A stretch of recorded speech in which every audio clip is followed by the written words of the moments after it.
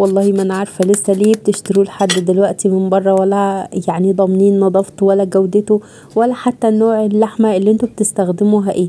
تعالوا هنعمله النهارده بشويه ميه ودقيق بس، هتاكلوا احلى حواوشي اسكندراني ممكن تعملوه او تاكلوه في حياتكم.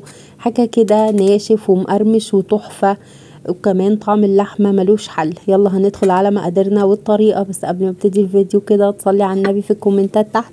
اللهم صل وسلم وبارك عليك يا حبيبي يا شفيعي يا رسول الله.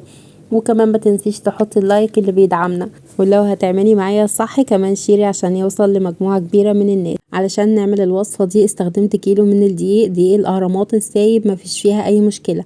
كمان نزلت عليه بمعلقة صغيرة من الملح ومعلقة كبيرة من اللبن البودر، وكمان نزلت عليهم بمكعب من المرقة. طحنته كده او فورته ونزلته على الدقيق علشان خاطر يبقى سهل يتعجن معايا. في كوبايه على جنب عبيتها نص كوبايه كده تكون ميه دافيه، نزلت عليها ب3 معالق من المعالق الصغيره سكر، ونزلت عليها بمعلقه كبيره من الخميره الفوريه وقلبتهم كويس جدا. واول ما اتاكدت ان هم بيتفاعلوا او نتيجه الخميره كويسه جدا معايا، اللي هي بتبتدي مثلا تعمل وش من فوق او فقاعات، خلاص كده انا اتأكدت ان الخميرة بتاعتي جودتها كويسة. نزلت على طول بيها على الدقيق والمكونات الجافة اللي احنا عملناهم مع بعض. ابتديت اعجن فيها كويس باضافة يعني المية تدريجيا، ودي بصراحة بتسهل عليا العجن قوي علشان خاطر العجينة بتاعتي ما بتزيدش مني، وبحس ان هي بتحتاج شوية من الدقيق او شوية من المية اضافي. طبعا هي كانت كده خلاص ابتدت بقى تلم معايا ولمت من الطبق تماما. ابتديت انزلها على الرخامة واعجنها كويس قوي بايديا علشان خاطر توصل للقوام اللي انتي هتشوفيه دلوقتي. عجينة كده طرية ما بتلزقش معاكي، وكمان تكون لونها فاتح قوي قوي، وقوامها زي ما انتي شايفة كده. نزلت بيها على طول في الطبق اللي هيتخمر فيه، وركنتها غطيتها كده وركنتها في مكان دافي. وهبتدي طبعا اعمل الحشوة بتاعة الحواوشي. نص كيلو من اللحمة، بس هي بصراحة كانت متلجة شوية، فيدوب انا طلعتها من قبلها بساعة، وده طبعا وقت مش كفاية، احنا ابتدينا في الشتاء فكانت واخدة وقت كده شوية على ما تفك. كسرتها بالمعلقة ونزلت عليها بربع كيلو من الفلفل الاخضر متقطع قطع، وبصلاية تكون اكبر بصلاية عندك، او لو مش موجود ممكن بصلتين وسط يطحنوا كويس قوي قوي ما يبانش ملامحهم.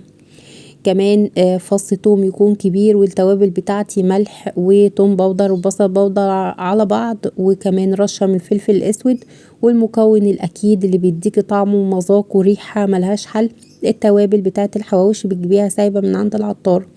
انا هنا جبت ب10 جنيه، نزلت بيهم كلهم على النص كيلو من اللحمة.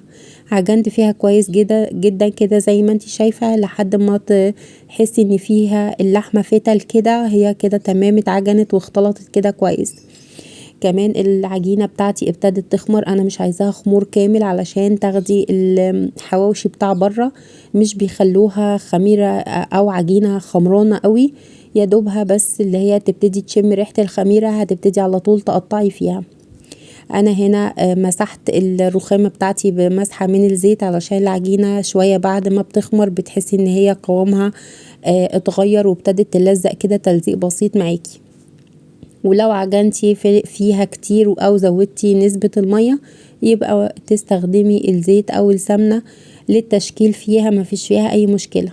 انا هنا ابتديت اعملها كويرات زي ما انتي شايفة كده، يعتبر في حجم بعض او واحدة اقل من التانية حاجة بسيطة، علشان يعني لما هتفردي الرقين هتحتاجي اللي فوق اقل من اللي تحت.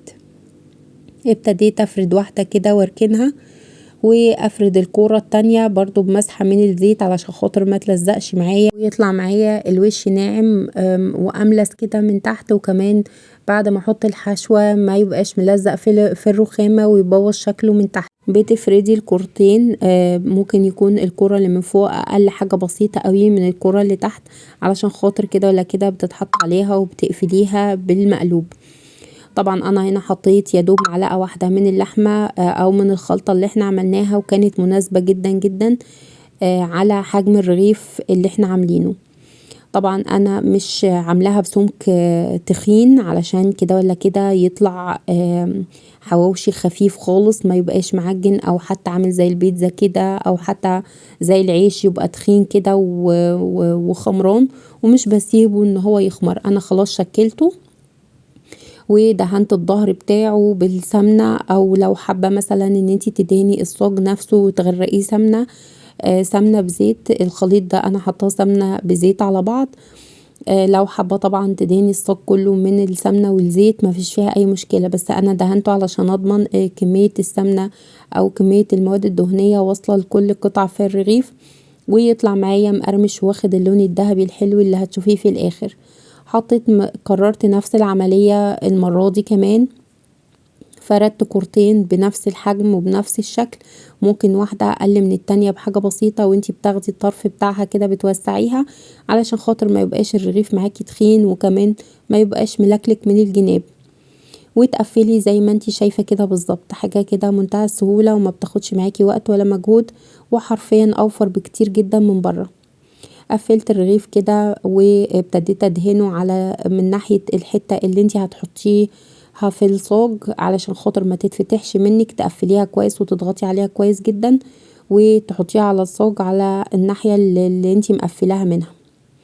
حطيت كده كمية الحواوشي بتاعتي، اللهم بارك، نص كيلو عمل لي 12 رغيف، حرفيا حاجة كده اللهم بارك، ريحة وطعم وكمان كمية بسم الله ما شاء الله اللهم بارك.